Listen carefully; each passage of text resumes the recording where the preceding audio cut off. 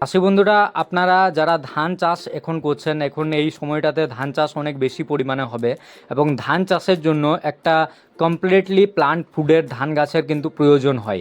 গোবর সারের ব্যবহার অবশ্যই আপনারা চাষের জমিতে করুন, কিন্তু গোবর সারের সাথেও একটা কমপ্লিট প্লান্ট ফুড কিন্তু আপনাদের জমিতে লাগবে এবং সেই কমপ্লিট প্লান্ট ফুডটা হবে এই যে দেখতে পাচ্ছেন জৈব সুধা, লিভিক্স অ্যাগ্রোকেমিক্যাল প্রাইভেট লিমিটেড কোম্পানির।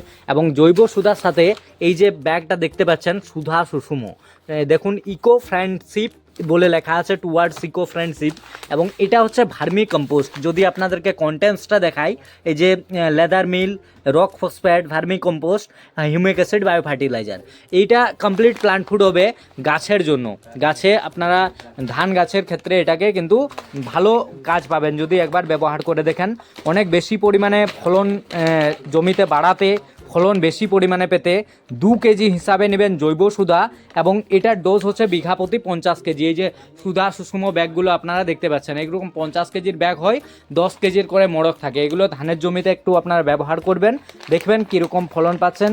লাস্ট ইয়ার যেসব চাষিরা ব্যবহার করেছিল তারা সবাই বলছে এগুলোর কাজ ভালো। আপনারাও ব্যবহার করুন এবং আপনার চাষের জমিতে, ধানের জমিতে অনেক বেশি পরিমাণে ফলন নিয়ে আসুন।